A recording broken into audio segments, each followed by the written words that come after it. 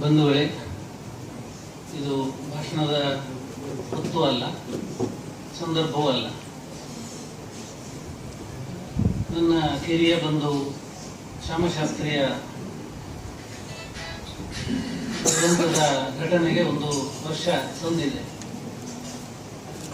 ನಮ್ಮಲ್ಲಿ ಆಶ್ರಯವಾಗಿ ಬಂದಿರುವ ಒಂದು ಮಾತೇನಂತಂದ್ರೆ, ಮಗನೇ ಅಥವಾ ಮಗಳೇ, ಸತ್ಯಂವಾದ ಧರ್ಮೋಂಚಾರ, ನೀನು ಸತ್ಯವನ್ನು ಹೇಳು, ನಿನ್ನ ಧರ್ಮವನ್ನು ಆಚರಿಸು. ಇದು ನಮಗೆ ಪುರೋಹಿತರಿರಬಹುದು, ಶಾಸ್ತ್ರಿಗಳಿರಬಹುದು, ಹಿರಿಯರಿರಬಹುದು, ಸಮಾಜದ ಧುರೀಣರಿರಬಹುದು ಹೇಳುವಂತಹ ಮಾತು. ಸತ್ಯವನ್ನು ಹೇಳಬೇಕು ಮತ್ತು ಧರ್ಮವನ್ನು ಆಚರಿಸಬೇಕು ಅಂತಂದರೆ ಒಂದು ಜೀವನ ಸಂಹಿತೆಯಾಗಿ ಆ ರೀತಿ ಬದುಕಿದವರು ಈ ಶಾಸ್ತ್ರಿ ಕುಟುಂಬದ ಎಲ್ಲರೂ ಕೂಡ. ನಾನು ಬಹಳ ನಿಕಟವಾಗಿ ಬಲ್ಲೆ. ಹಿರಿಯರಾದ ದಿವಂಗತ ಈಶ್ವರ ಶಾಸ್ತ್ರಿಗಳನ್ನು ನಾನು ಚಡ್ಡಿ ಹಾಕುವುದಕ್ಕೂ ಮೊದಲೇ ಬಲ್ಲೆ. ಅವರ ಮಕ್ಕಳಲ್ಲಿ ಹಿರಿಯ ಮಗ ಗಂಗಾಧರ ಇರಬಹುದು, ನನ್ನ ಪ್ರೀತಿಯ ಭಾವಂತನ ಕರೆಯುವ ಗಂಗಾಧರ ಇರಬಹುದು, ನಿಡುಗಾಲದ ನನ್ನ ಫ್ರೆಂಡ್ ಅಂತ, ಗೆಳತಿ ಅಂತ ನಾನು ಭಾವಿಸುವ ಪಾರ್ವತಿ ಇರಬಹುದು, ಅಥವಾ ಬೆಡಕೆಯ ಮಾವ ಅಂತ ನಾವು ಕರೆಯೋದು ಈಶ್ವರ ಶಾಸ್ತ್ರಿಗಳನ್ನು. ಅವರು ಕೊಂಡಾಟದಿಂದ ಒಬ್ಬೊಬ್ಬ ಮಗುವು ಕೂಡ ಅಂಬೆಗಾಲಿಡುವ ಸಂದರ್ಭದಲ್ಲಿ ಆ ಮಗುವಿನ ಹೆಸರು ಕರೀತಾ ಇರುವ ಸನ್ನಿವೇಶ ಎಲ್ಲ ನನ್ನ ಕಣ್ಣಿಗೆ ಕಟ್ಟಿದ ಹಾಗಿದೆ. ಶಾಸ್ತ್ರಿಗಳು ಹೇಗೆ ಬದುಕಿದ್ರು ಅಂದ್ರೆ, ಶ್ಯಾಮಶಾಸ್ತ್ರಿಗಳ ತಂದೆಯವರು ಹೇಗೆ ಬದುಕಿದ್ರು ಎನ್ನುವುದನ್ನು ನಾನು ಕಣ್ಣಾರೆ ಕಂಡವನು. ಯಾತಕ್ಕೆ ಇಂಥ ಒಂದು ಸಾತ್ವಿಕ ಕುಟುಂಬಕ್ಕೆ ಈ ಬಗೆಯ ಆಘಾತ ಬರುತ್ತದೆ ಎನ್ನುವ ಪ್ರಶ್ನೆ ನನ್ನನ್ನು ಕಾಡ್ತಾ ಇದೆ. ವಿಶೇಷವಾಗಿ ಸಂಕಟಗಳು ಬರುವಾಗ, ನೋವು ಬರುವಾಗ ಹೇಳಿ ಕೇಳಿ ಬರುವುದಿಲ್ಲ. ಯಾರ ಬದುಕಿನಲ್ಲಿಯೂ ಕೂಡ ಅಚಾನಕ್ಕಾಗಿ ಬರ್ತದೆ, ಅಯೋಚಿತವಾಗಿ ಬರ್ತದೆ, ಅಗೋಚರವಾಗಿದ್ದದ್ದು ತಂತಾನೆ ಒಮ್ಮಿಂದೊಮ್ಮೆಲೆ ದುತ್ತನೆ ನಮ್ಮ ಎದುರು ಬಂದು ನಿಲ್ತದೆ. ಆ ರೀತಿಯ ಆಘಾತಕ್ಕೆ, ಆ ರೀತಿಯ ಬವಣೆಗೆ ಯಾತಕ್ಕೆ ಶಾಸ್ತ್ರಿ ಕುಟುಂಬ ಒಳಗಾಯಿತು ಎನ್ನುವ ಪ್ರಶ್ನೆ ನನ್ನನ್ನು ಕಾಡ್ತಾ ಇತ್ತು. ನೋಡಿ, ಫಜೀತಿ ಅಂಶ ಏನಂತಂದ್ರೆ, ಇದರ ಬಗ್ಗೆ ನಮ್ಮ ಹಿರಿಯರಾದ ನಾರಾಯಣ ಭಟ್ರು ಮಾತಾಡ್ತಾ ಇದ್ರು. ನಾನು ತುಂಬಾ ಗೌರವಿಸುವ ನನ್ನ ಇನ್ನೊಬ್ಬರು ಹಿರಿಯರು ಇಲ್ಲೇ ಕೂತಿದ್ದಾರೆ. ಇವರು ರಾಮಚಂದ್ರ ಶಾಸ್ತ್ರಿಗಳು ಉದ್ರೇಕಗೊಳ್ಳುವಂತಹ ಯಾವುದೇ ಕಾರಣ ಇರಲಿಲ್ಲ. ಆದರೂ ಕೂಡ ಆ ಮಾತುಗಳ ನಡುವೆ ಮಾತಾಡಿ ತಡೆಯುವ ರೀತಿಯಲ್ಲಿ ಒಂದು ಸಭೆಯ ಮರ್ಯಾದೆ ತಿಳಿಯದವರು ಅಲ್ಲ, ಇವರು ಶಾಸ್ತ್ರಿಗಳೇ. ಯಾಕೆ ಈ ತರ ಆಗ್ತದೆ? ಈಗ ಇದು ನನ್ನನ್ನು ಕಾಡ್ತಾ ಇರುವಂತಹದ್ದು. ರಾಮಚಂದ್ರ ಶಾಸ್ತ್ರಿಗಳು ಯಾಕೆ ಹೀಗೆ ಮಾತಾಡ್ತಾರೆ, ಇದು ನನ್ನನ್ನು ಕಾಡುವಂಥದ್ದು. ಅಲ್ಲಿಗೆ ನಾವು ಮತ್ತೆ ಮೂಲಕ್ಕೆ ಹೋದರೆ ನಾ ಬರ್ತೇನೆ, ವಿಷಯಕ್ಕೆ ಬರ್ತೇನೆ. ವಿಷಯ ಬಿಟ್ಟು ಸ್ವಲ್ಪ ಆಚೆ ಹೋಗುವುದಿಲ್ಲ. ನೀವು ವೈದ್ಯರು, ನನಗೆ ಗೊತ್ತಿಲ್ಲ. ಈಗ ನಮ್ದು ಚರ್ಚಾಗೋಷ್ಠಿ ಅಲ್ಲ ಸ್ವಾಮಿ, ಸ್ವಲ್ಪ ಇರಿ, ಸ್ವಲ್ಪ ಸತ್ಯಂವಾದ ಹೇಳಿದೆ ನಾನು, ಸತ್ಯವನ್ನು ಮಾತಾಡುವುದು. ಸತ್ಯ ಎನ್ನುವ ಪದದ ಹಿಂದೆ ಏನಿದೆ ಅಂತಂದ್ರೆ ಸತ್ತ ಎನ್ನುವ ಪದ ಇದೆ ಸಂಸ್ಕೃತದ. ಸತ್ತ ಅಂತಂದ್ರೆ ಇರುವಂತಹದ್ದು, ಸತ್ತದ್ದಲ್ಲ, ಕನ್ನಡದ ಸತ್ಯದ್ದಲ್ಲ. ಸತ್ತ ಅದು ಇರುವುದು, ಏನು ಇದೆಯೋ ಅದು. ಇದನ್ನು ಹೇಳುವುದು ಹೇಗೆ? ಇದು ನಾನು ಕಂಡುಕೊಂಡ ಸತ್ಯ. ನಾವು ಎಷ್ಟೋ ಸಲ ಹೀಗೆ ಹೇಳುವುದನ್ನು ಕೇಳ್ತೇವೆ ನೋಡಿ. ಏನದು ನಾನು ಕಂಡುಕೊಂಡ ಸತ್ಯ? ಈಗ ಇರುವಷ್ಟರ ಮಟ್ಟಿಗೆ, ಈಗ ಇರುವ ಮಟ್ಟಿಗೆ ನನಗೆ ಇದು ಸರಿ ಅಂತ ಕಾಣುತ್ತದೆ ಅಂತ ನಾನು ಹೇಳಬಹುದು. ನೋಡಿ, ದುರ್ದೈವದ ಅಂಶ ಮತ್ತು ವಿಷಾದದಿಂದ ನಾವು ದಾಖಲಿಸಬೇಕಾದ ಅಂಶ ಏನಂತಂದ್ರೆ, ಇವತ್ತು ಬಂಧುಗಳೇ, ನಮ್ಮಲ್ಲಿ ಈ ತರ ಮಾತಾಡುವುದಕ್ಕೆ ಕೂಡ ಅವಕಾಶ ಇಲ್ಲದ ಪರಿಸ್ಥಿತಿ ಬಂದಿದೆ, ಹವ್ಯಕ ಸಮಾಜದಲ್ಲಿ ಬಂದಿದೆ. ಯಾಕೆ? ನಾನು ಅನುಭವಿಸ್ತಾ ಇದ್ದೇನೆ ಸ್ವಾಮಿ, ಅದನ್ನು ಹೇಳ್ತಾ ಇದ್ದೇನೆ ನಾನು. ಗೆಳೆಯರು ಕರೆದ್ರು ಅಂತ ಹೇಳಿ, ನನ್ನ ಅಂತರಂಗವು ಒಪ್ಪಿತು ಅಂತ ಹೇಳಿ ಮಂಗಳೂರಿನಲ್ಲಿ ಮಾತಾಡಿದ ತಪ್ಪಿಗೆ ನಾನು ಬೇರೊಂದು ಕಡೆಗೆ ಬೇರೆ ಒಂದು ವಿಷಯದ ಬಗ್ಗೆ, ಚೊಕ್ಕಾಡಿ ದೇರಾಜ ಸೀತಾರಾಮಯ್ಯನವರ ಬಗ್ಗೆ ನಾನು ಮಾತಾಡಬೇಕಾಗಿದ್ದ ಸಭೆಯಲ್ಲಿ ನೀನು ಬಂದ ಕೈಕಾಲು ಮುರಿದು ಕಳಿಸ್ತೇವೆ ಅಂತ ಹೇಳಿಕೊಂಡು ಅಲ್ಲಿ ಅವರು ಹೇಳಿದರಂತೆ. ಆ ಕಾರ್ಯಕರ್ತರು ನನಗೆ ಫೋನ್ ಮಾಡ್ತಾರೆ 4 ದಿವಸ ಮೊದಲು, ವಸಂತಣ್ಣ, ನಿಮ್ಮನ್ನು ನಾವು ಇನ್ನೊಂದು ಸಂದರ್ಭದಲ್ಲಿ ಕರೆಸ್ತೇವೆ, ಬೇಡ ಸಮಾರಂಭಕ್ಕೆ ನಾನು ಒಂದು ಹಾಳಾಗೋದು ಬೇಡ, ಸಮಾರಂಭ ನಡೆಯಲಿ, ಶುಭಾಶಯಗಳು ಅಂತ ಹೇಳಿ ನಾನು ಫೋನ್ ಇಟ್ಟೆ. ಬಾಡಿ ಲ್ಯಾಂಗ್ವೇಜ್ ಬಗ್ಗೆ ನಾನು ಹೇಳಬೇಕು, ನಾರಾಯಣ ಭಟ್ ನಿಮ್ಮ ಹತ್ರ ನಾನು ಹಂಚಿಕೊಳ್ತೇನೆ. ಎಷ್ಟು ಅನುಪತ್ಯಗಳಿಗೆ ಹೋಗ್ತೇನೆ ನಾನು, ಮದುವೆಗಳಿಗೆ ಹೋಗ್ತೇನೆ, ಉಪನಯನಗಳಿಗೆ ಹೋಗ್ತೇನೆ, ಉತ್ತರ ಕ್ರಿಯೆಯ ಸಂದರ್ಭಗಳಿಗೆ ಹೋಗ್ತಾನೆ, ಇನ್ನೊಂದಕ್ಕೆ ಹೋಗ್ತಾನೆ, ಸ್ನೇಹಕೂಟಗಳಿಗೆ ಹೋಗ್ತಾನೆ. The very body language of Havyaka ಗಣ್ಯರು, ದ ಸೋ ಕಾಲ್ಡ್ ಗಣ್ಯರು, ಅವ್ರಿಗೆ ಏನಾಗಿದೆ ಅಂತ ಬಡ್ಕೊಂಡಿದೆ ನನಗೆ ಗೊತ್ತಿಲ್ಲಪ್ಪ. ಮೊದಲು ಮುಗುಳ್ನಗುತ್ತಾ ಮಾತಾಡ್ತಾ ಇದ್ದವರು, ಮುಖ ಗಂಟು ಹಾಕದೆ ಮಾತಾಡ್ತಾ ಇದ್ದವರು, ಏನು ಎತ್ತ ಅಂತ ಕೇಳ್ತಾ ಇದ್ದವರು, ನೀ ಬಂದಿಯಾ ಆ ಸರಿಗೆ ಬೇಕಾ ಅಂತ ಕೇಳ್ತಾ ಇದ್ದವರು. ದ ವೆರಿ ಬಾಡಿ ಲ್ಯಾಂಗ್ವೇಜ್, ಅವರ ಶರೀರ ಭಾಷೆಯೇ ನೀನು ನಿರಾಕೃತ ವ್ಯಕ್ತಿ, ನೀನು ದೂರ ನಿಲ್ಲಬೇಕಾದವನು, ಒಂದು ಬಗೆಯ ಅಸ್ಪೃಶ್ಯ. ಇದನ್ನು ನಾವು ತೊಡೆದು ಹಾಕಿ ಗಾಂಧೀಜಿಯವರು ಹೇಳಿದ್ದನ್ನು ಕೇಳಿಕೊಂಡು ಸಮಾಜದಿಂದ ತೊಡೆದು ಹಾಕಿ ಬಹಳ ಮುಂದೆ ದಾಟಿದ್ದೇವೆ. ಈಗ ಮತ್ತೆ ಯಾರನ್ನೋ ಕೆಲವರನ್ನು ಆಚೆಗೆ ನಿಲ್ಲಿಸುವ ಸಾಧ್ಯ ಉಂಟಾ ಸ್ವಾಮಿ? ಇದು ಈ ಕಾಲದಲ್ಲಿ ಸಾಧ್ಯ ಉಂಟಾ? ನಾ ಕೇಳ್ತಾನೆ, ಈ ಕಾಲದಲ್ಲಿ ಸಾಧ್ಯ ಉಂಟಾ ಇದು? ಯಾರಿಗೆ ಈ ಮಾನಸಿಕ ದಾಸ್ಯವನ್ನು ಹೇರುವುದಾಗಲಿ ಹೇಳುವುದಾಗಲಿ ಯಾರಿಗೆ? ಶ್ಯಾಮಶಾಸ್ತ್ರಿಯ ದುರಂತದ ಹಿನ್ನೆಲೆಯಲ್ಲಿ ನಾವು ಮಠದ ಬಗ್ಗೆ ಮಾತಾಡೋದು ಇನ್ಯಾವ ಸಂದರ್ಭದಲ್ಲಿ ಮಾತಾಡುವುದು? ಇನ್ಯಾವ ಸಂದರ್ಭದಲ್ಲಿ ಮಾತಾಡೋದು ಹೇಳ್ತೇನೆ ನಾನು.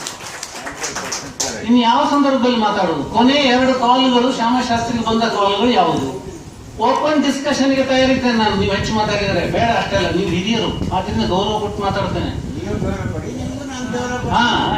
ಹಾಗಾಗಿ ಇದರಲ್ಲಿ ಇದೆಯಲ್ಲ, ಇದರಲ್ಲಿ ಅಪ್ರಾಸಂಗಿಕವಾದ ಅಂಶಗಳು ಬರಲಿಲ್ಲ ಅಂತ ಹೇಳ್ತಾ ಇದ್ದೇನೆ ನಾನು. ಶ್ಯಾಮನ ದುರಂತದ ಹಿನ್ನೆಲೆಯಲ್ಲಿ ಅಪ್ರಾಸಂಗಿಕ ಮತ್ತು ಅಪ್ರಸ್ತುತವಾದ ವಿಚಾರಗಳು ಯಾವುದನ್ನೂ ನಾರಾಯಣ ಭಟ್ರು ಹೇಳಿಲ್ಲ. ಅತ್ಯಂತ ಪ್ರಸ್ತುತವಾದದ್ದನ್ನು ಹೇಳಿದ್ದಾರೆ. ಅತ್ಯಂತ ಪ್ರಸ್ತುತ. ನಾನು ಹೇಳುದು ನನ್ನ ಅಭಿಪ್ರಾಯ, ನಿಮ್ಮ ಅಭಿಪ್ರಾಯ ಅಲ್ವಲ್ಲ. ನಾನು ಹೇಳುದು ನನ್ನ ಅಭಿಪ್ರಾಯ ಹೇಳ್ಬೇಕಷ್ಟೇ. ಅದು ನನ್ನ ಅಭಿಪ್ರಾಯ ಹೇಳ್ಬೇಕಷ್ಟೇ. ಇನ್ನೇನು ಮಾಡೋದು ಹೇಳಿ? ಅಂತ ಶಾಸ್ತ್ರಿ ಫ್ಯಾಮಿಲಿ ಬಗ್ಗೆ ಹೀಗಾಯ್ತಲ್ಲ ಎನ್ನುವುದು ನನ್ನ ದುಃಖ. ನೋಡಿ, ಇನ್ನೊಬ್ಬ ನನ್ನ ಸಹೋದರಿಯ ಕಣ್ಣೀರು ನಾನೇನು ಪ್ರಸ್ತಾಪ ಮಾಡಿದ್ದೇನೆ ಬೇರೆ ಕಡೆ ಕೂಡ. ಪ್ರೇಮಲತಾ ಸುರಿಸಿದ ಕಣ್ಣೀರಿಗೆ ಏನು ಬೆಲೆ ಅಂತ ನಾನು ಕೇಳ್ತೇನೆ. ಆ ಕಣ್ಣೀರಿಗೆ ಏನು ಬೆಲೆ ಇಲ್ವಾ? ಹಾಗಾದ್ರೆ ಈ ಗೆಳೆಯ ಶ್ರೀಪಾಡಿ ಅವರು ಪ್ರಸ್ತಾಪ ಮಾಡಿದ ಅಂಶವನ್ನೇ ನಾನು ಹೇಳ್ತೇನೆ. ನಾನು ಕಂಡು ಕೇಳಿದ ಹಾಗೆ ತನಿಖೆ ಯಾವ ರೀತಿಯಲ್ಲೂ ಕೂಡ ಮಹಜರು ಪ್ರಕ್ರಿಯೆಯಲ್ಲೂ ಕೂಡ ಇದಿಲ್ಲ. ಆರೋಪಿ ಅಪರಾಧಿ ಅಂತ ನಾನು ಹೇಳುವುದಿಲ್ಲ. ಆರೋಪಿ ಮತ್ತು ದೂರುದಾರ ಇಬ್ಬರ ಸಮಕ್ಷಮದಲ್ಲಿ ಮಹಜರಾಗಬೇಕಾದದ್ದು, ಯಾವುದೇ ರೀತಿಯ ಮಹಜರು ಆಗಬೇಕಾದ್ರೂ ಆರೋಪಿ ಮತ್ತು ದೂರುದಾರರ ಸಮಕ್ಷಮದಲ್ಲಿ ಆಗಬೇಕು. ದೂರುದಾರರನ್ನು ಮಾತ್ರ ಕರ್ಕೊಂಡು ಹೋಗುದು ಮಹಜರು ಮಾಡ್ತೀರಿ ಅಂತಂದ್ರೆ, ಆರೋಪಿಯನ್ನು ಅವರ ಮಾತನ್ನೇ ನಾನು ಕೂಡ ಮುಂದುವರಿಸ್ತೇನೆ. ಆರೋಪಿಯನ್ನು ನೀವು ಸುಖ ಸುಮ್ಮನೆ ಇರುವುದಕ್ಕೆ ಬಿಡ್ತೀರಿ ಅಂತಂದ್ರೆ ಇದು ಪ್ರಶ್ನೆ ಹುಟ್ಟು ಹಾಕ್ತದೆ ನಮ್ಮಲ್ಲಿ. ಇದರ ಹಿನ್ನೆಲೆಯಲ್ಲೂ ಕೂಡ ಶ್ಯಾಮನ ಸಾವಿನ ಹಿಂದೆಯೇ ಎತ್ತಿಕೊಳ್ಳಬೇಕಾದಂತಹ ಪ್ರಶ್ನೆಗಳಾಗಿ ನಾನು ಇದನ್ನು ಪ್ರಸ್ತಾಪ ಮಾಡ್ತಾ ಇದ್ದೇನೆ. ಈ ಕುಟುಂಬಕ್ಕೆ ರಾವು ಬಣದ ಒಂದು ಹಿನ್ನೆಲೆಯಲ್ಲಿ ನಾನು ಮಾತಾಡ್ತಾ ಇದ್ದೇನೆ. ಇಡೀ ಕುಟುಂಬಕ್ಕೆ ನಾರಾಯಣ ಶಾಸ್ತ್ರಿಯನ್ನು ಕಡಿಮೆ ಹಿಂಸೆ ಅನುಭವಿಸಿದ್ರ?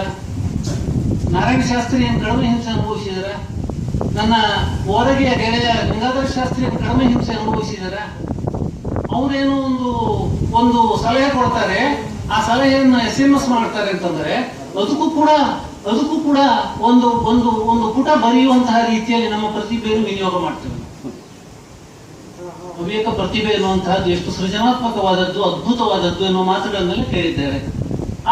ಈಗ ಅದರ ಆ ಅಪಸವ್ಯದ ಭಾಗಕ್ಕೆ ನಾವು ಗಮನಿಸಿದರೆ ಆಯ್ತು, ಇಲ್ಲಿ ಬಂದು ಮಾಡಿಸ್ಬೇಕಾದ ಪುರೋಹಿತರಿಗೆ ಬಂದು ಶವ ಸಂಸ್ಕಾರ ಮಾಡಿಸಬೇಕೆನ್ನುವ ಒಂದು ನಾನು ಅದನ್ನು ಹೇಳಿದ್ರೆ ಹೆಚ್ಚಾದೀತು.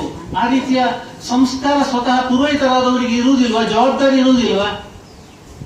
ದೇಹಕ್ಕೆ ಆತ್ಯಂತಿಕ ಸ್ಥಿತಿ ಯಾವುದು? ಆಮರಣ ಅಂತಾನಿ ವೈರಾಣಿ. ಒಂದು ವೈರವೇ ಇದ್ರೂ ಕೂಡ ಆಮರಣ ಅಂತಾನಿ ವೈರಾಣಿ. ವೈರತ್ವವೇ ಇದ್ರೂ ಕೂಡ ಮರಣದೊಂದಿಗೆ ಅದು ಎಲ್ಲ ಮುಗಿದು ಹೋಗ್ತದೆ ಅಂತ. ಶವದಹನಕ್ಕೆ ಕೂಡ ನಾವು ಬೇರೆ ಸಮಾಜದ ಪುರೋಹಿತರನ್ನು ತರಿಸಬೇಕಾದ ಸಂದರ್ಭವನ್ನು ಗಮನಿಸೋಣ. ಆಯ್ತು, ಬಂದ ವಿಚಾರವನ್ನು ಪ್ರಸ್ತಾಪ ಮಾಡಿದರು. ಅದಕ್ಕೆ ಬರ್ತೇನೆ ನಾನು. ಆ ದಿವಸ ಬಂದು ಹೋದ ಮೇಲೆ ಇಲ್ಲಿಗೆ ಬಂದಿದ್ದೆ, ನಾನು ಕೂಡ ಬಂದಿದ್ದೆ, ಭಾಗವಹಿಸಿದ್ದೇನೆ. ಬಂದು ಹೋದ ಮೇಲೆ ಅದಕ್ಕಾಗಿ ಎಷ್ಟೆಲ್ಲ ಮಾತುಗಳನ್ನು ನಾನು ಕೇಳಬೇಕಾಗಿ ಬಂತು ಎನ್ನುವುದನ್ನು ಕೂಡ ನಾನು ಪ್ರತ್ಯೇಕವಾಗಿ ಹೇಳಬಹುದು. ಈಗ ನಾನು ಹೇಳ್ತಾ ಹೋಗುವುದಿಲ್ಲ. ಒಟ್ಟಿನಲ್ಲಿ ಏನಂತಂದ್ರೆ ನಮಗೆ ಸತ್ಯದ ಅನಾವರಣ ಕ್ರಿಯೆ ಆಗಬೇಕು. ನಾನು ಮಂಗಳೂರಿನಲ್ಲಿ ಮಾತಾಡುವಾಗಲೂ ಅದನ್ನು ಹೇಳಿದ್ದೇನೆ, ಇವತ್ತು ಅದನ್ನು ಹೇಳ್ತೇನೆ. ಇದರ ಅರ್ಥ ಮತ್ತೆ ನಾರಾಯಣನ ಹೇಳಿದ ಮಾತಿಗೆ ನಾನು ಸೇರಿಸಿಕೊಂಡು ಹೇಳ್ತೇನೆ. ಮಠದ ಬಗ್ಗೆ, ಪೀಠದ ಬಗ್ಗೆ ಎಳ್ಳಿನ 7 ಪಾಲು ಅಗೌರವದಿಂದ ನಾವು ಮಾತಾಡುವುದು ಅಲ್ವೇ ಅಲ್ಲ. ಮಠದ ವಿರೋಧಿಗಳಲ್ಲ ನಾವು. ಮಠದ ದಿ ಪ್ರೆಸೆಂಟ್ ಇನ್ಕಂಬೆಂಟ್ ಬಗ್ಗೆ ಮಾತಾಡ್ತಾ ಇದ್ದೇವೆ. ಸ್ಪಷ್ಟವಾಗಿ ಹೇಳ್ತೇನೆ ನಾನು. The present incumbent of the ಮಠ ಬಗ್ಗೆ ಮಾತಾಡುವುದು ಹೊರತು ಮಠದ ಬಗ್ಗೆ ಅಲ್ಲ. ಅನುಚಾನ ಪರಂಪರೆ. ಹೌದು ಸ್ವಾಮಿ, ನಾನು ಹೇಳ್ತೇನೆ, ಶೃಂಗೇರಿ ಮಠಕ್ಕೂ ಅನುಚಾನ ಪರಂಪರೆ ಇದೆ. ಶಂಕರಾಚಾರ್ಯ ಸ್ಥಾಪಿತ ಮಠ, ಅದು ಬಹಳ ಅಭಿಮಾನದಿಂದ ಗೌರವದಿಂದ ನಾವು ಹೇಳಬೇಕಾದಂಥ ಮಾತು. ಆದರೆ ಈಗ ಪೀಠಸ್ಥರಾದ ವ್ಯಕ್ತಿ ಬಗ್ಗೆ ನಾವು ಮಾತಾಡ್ತೇವೆ ಅಂತಂದ್ರೆ ಇದಕ್ಕೆ ಕಿಚಿ ಕಿಚಿ ಯಾಕೆ, ಹೆದರಿಕೆ ಯಾಕೆ, ಹೆದರಿಕೆ ಯಾಕೆ? ನನಗೊಬ್ರು ಹೇಳಿದ್ರು, ಭಾವ ನಿನಗೆ ಗೊಂತಾಗ ಇದೆಲ್ಲ. ಏಕೆ ಗೊಂತಾಗ? ನನಗೆ ತಕ್ಷಣ ಅರ್ಥ ಆಯ್ತು, ಹಿಂದೆ ಮುಂದೆ ಇಲ್ಲದವ ಇವನಿಗೇನು ಗೊತ್ತಾಗ್ತದೆ ಅಂತ ಘಾಟಿಯಲ್ಲಿ. ಹಾಗೆ ನನ್ನ ಹೆಂಡತಿಯನ್ನು ನಾನು ಕಳ್ಕೊಂಡಿದ್ದೇನೆ, ನನಗೆ ಮಕ್ಕಳಿಲ್ಲ, ನಿನಗೆ ಅರ್ಥ ಆಗ್ಲಿಕ್ಕಿಲ್ಲ, ನನ್ನ ಭಾವ ಅದು. ನಿನಗೊಂತಾಗ ನನಗೆ 2 ಮಕ್ಕಳು ಇದ್ದವು. ಸರಿಯಪ್ಪ, ಈಗ ಮಕ್ಕಳಿದ್ದಾರೆ, ಹೌದು, ಆ ಮಕ್ಕಳ ಭವಿಷ್ಯದ ದೃಷ್ಟಿಯಿಂದ ಅದು ನೀವು ಸ್ವರ ಎತ್ತಬೇಕು ಅಂತ ನಾನು ಹೇಳುವ. ಮಕ್ಕಳ ಭವಿಷ್ಯ ದೃಷ್ಟಿಯಿಂದ ಅದು ಸ್ವರ ಎತ್ತಬೇಕು ಅಂತ. ಈಗ ಎತ್ತದ ಸ್ವರ ಮತ್ತೆ ಯಾವಾಗ ಎತ್ತಲಿಕ್ಕಿರುವುದು ಸ್ವರ? ಯಾವ ಸಂದರ್ಭಕ್ಕೆ ಎತ್ತಲಿಕ್ಕಿರುವುದು ಸ್ವರ? ಎಳೆಯ ಶ್ಯಾಮ ಕನಸುಗಾರನಾಗಿದ್ದ. ಅವನು ನಮ್ಮ ಮನೆಗೆ ತನ್ನ ತಂದೆಯ ಜೊತೆಗೆ ಬರ್ತಾ ಇದ್ದ ದಿನಗಳನ್ನೆಲ್ಲ ನನ್ನ ನೆನಪಿಗೆ ಬರ್ತದೆ. ಅದಾದ ಮೇಲೆ ಈ ಘಟನೆ ಎಲ್ಲ ಆದ ಮೇಲೆ ತೀರ ಕಿರಿಯಾಕೆ ಸಂಧ್ಯಾ ಮತ್ತು ಮಕ್ಕಳನ್ನ ನೋಡುವ ಮಾತಾಡುವ ಉದ್ದೇಶದಿಂದ ಹೋದರೂ ಕೂಡ ನನಗೆ ಮಾತೇ ಬರಲಿಲ್ಲ. ಏನು ಮಾತಾಡ್ಬೇಕು ಹೇಳಿ, ಏನು ಸಮಾಧಾನ ಹೇಳುವುದು ಹೇಳಿ? ಒಂದು ಮಾತಿದೆ, ಆಂಗ್ಲ ಉಕ್ತಿ ಇದೆ, ನಾನು ಇಂಗ್ಲಿಷ್ ಅದನ್ನು ಹೇಳುವುದಿಲ್ಲ. ಸಾವಿನಲ್ಲಿ ಸಮಾನತೆ ಇರ್ತದೆ ಅಂತ. ಸಾವಿನಲ್ಲಿ ಸಮಾನತೆ ಇರ್ತದೆ ಅಂತ ನಾನು ದೇವರಲ್ಲಿ ಪ್ರಾರ್ಥಿಸುವುದು ಮತ್ತು ನಿಮ್ಮೆಲ್ಲರ ಸದಸದ್ ವಿವೇಕವನ್ನು ಕೇಳಿಕೊಳ್ಳುವುದು. ನಾನು ಏನಂತಂದರೆ, ಆ ಸಾವಿನ ಅನಂತರವಾದರೂ ಸತ್ಯದ ಶ್ರೇಷ್ಠತೆಯ ಬಗ್ಗೆ, ಸತ್ಯದ ಅಗಾಧತೆಯ ಬಗ್ಗೆ, ಸತ್ಯದ ನಿಷ್ಠೂರತೆಯ ಬಗ್ಗೆ ಮತ್ತು ಸತ್ಯದ ವಾಸ್ತವತೆಯ ಬಗ್ಗೆ ನಾವು ಎಚ್ಚರಾಗೋಣ. ಇಷ್ಟನ್ನೇ ನಾನು ಹೇಳ್ತೇನೆ. ಮತ್ತು ಸತ್ಯ ಅದು ಆದಷ್ಟು ಬೇಗ ಅನಾವರಣಗೊಳ್ಳಬೇಕಾಗಿದೆ.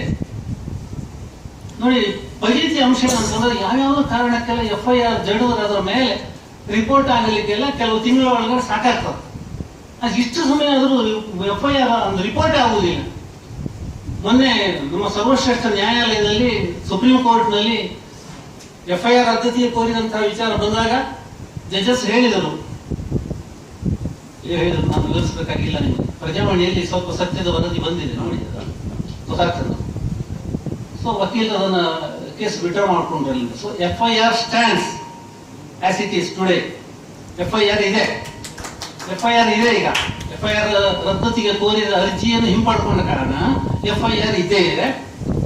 ಈ ಹಿಂಸೆಗೊಳಗಾದ, ಕ್ರೌರ್ಯಕ್ಕೊಳಗಾದ, ವಿನಾಕಾರಣವಾಗಿ ದೌರ್ಜನ್ಯಕ್ಕೊಳಗಾದಂತಹ ಶಾಸ್ತ್ರಿ ಕುಟುಂಬದ ಎಲ್ಲರಿಗೆ ಶಾಂತಿ, ನೆಮ್ಮದಿ, ಸಮಾಧಾನ ಸಿಗುವ ಹಾಗೆ ಪರಾತ್ಪರ ಶಕ್ತಿ ಭಗವಂತ ಅನುಗ್ರಹಿಸಲಿ ಅಂತ ಮಾತ್ರ ನಾನು ಕೇಳ್ಕೊಳ್ತೇನೆ. ಅದರ ಜೊತೆಗೆ ನಮಗೊಂದು ಹೊಣೆಗಾರಿಕೆ ಇದೆ, ನಮಗೊಂದು ಜವಾಬ್ದಾರಿ ಇದೆ. ಆ ಜವಾಬ್ದಾರಿಯಿಂದ ನಾವು ಕೈ ಚೆಲ್ಲಿ ಎಲ್ಲ ದೇವರು ನೋಡಿಕೊಳ್ತಾನೆ ಅಂತ ಹೇಳುವ ಕಾಲ ಇದಲ್ಲ. ಸೋಮನಾಥ ದೇವಾಲಯಕ್ಕೆ ಬಂದು ದಾಳಿ ಮಾಡುವಾಗ ದೇವರು ನೋಡಿಕೊಳ್ತಾನೆ ಅಂತ ಕೂತು ಭಕ್ತರ ಪಾಡೇನಾಯ್ತು ನಮ್ಗೆ ಇತಿಹಾಸ ಹೇಳ್ತದೆ. ಹಾಗಾಗಿ ಕೈ ಚೆಲ್ಲಿ ನಾವು ತೂರುವುದಲ್ಲ, ಆತ್ಯಂತಿಕವಾಗಿ ಎಲ್ಲವನ್ನೂ ದೇವರಿಗೆ ಅರ್ಪಿಸೋಣ, ಅದು ಬೇರೆ ಮಾತು.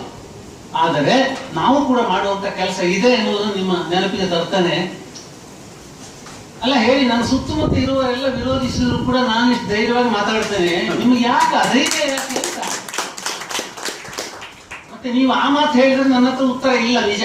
ಹೌದು, ನಿಮಗೆ ಯಾರಿದ್ದಾರೆ ಅಂತ ಕೇಳಿದ್ರೆ, ಆದರೆ ನನಗೆ ಇಡೀ ಸಮಾಜವೇ ಇದೆ ನನ್ನ ಜೊತೆಗೆ, ಸಮಾಜವೇ ನನ್ನ ಜೊತೆಗೆ ಇದೆ. ಇವತ್ತೇ ಸಾಯಂಕಾಲ ಶುರು ಆಗ್ತದೆ, SMS ಬರ್ಲಿಕ್ಕೆ ಶುರು ಆಗ್ತದೆ, ನಮ್ಗೆ ಗೊತ್ತಿದೆ. ಸಮಾನ ಮನಸ್ಕರಿಂದ ಬರಬೇಕಾದ್ರೆ BC ರೋಡ್ ದಾಟ್ಲಿಕ್ಕೆ ಉಪಾಯ ಇಲ್ಲ. ಗಂಗಾಧರ ಶಾಸ್ತ್ರಿ ಅವರೇ ಏನೆಲ್ಲ SMS ಬಂತು ಗೊತ್ತಾ ನನಗೆ? ಅದ್ಭುತವಾದ SMS ಬಂತು. ನನ್ನ ಪ್ರಿಯ ಶಿಷ್ಯರು ಅಂತ ಅನಿಸಿಕೊಂಡವರು ಕೂಡ. ಅದರಿಂದ ನಾವು ಸತ್ಯವನ್ನು ಎದುರಿಸೋಣ ಮತ್ತು ಸತ್ಯ ಗೆಲ್ಲುವ ಹಾಗೆ ನಾವೆಲ್ಲರೂ ಕೂಡ ಶ್ರದ್ಧೆಯಿಂದ ಕೆಲಸ ಮಾಡೋಣ ಅಂತ ಹೇಳ್ತಾನೆ. ನಮಸ್ಕಾರ.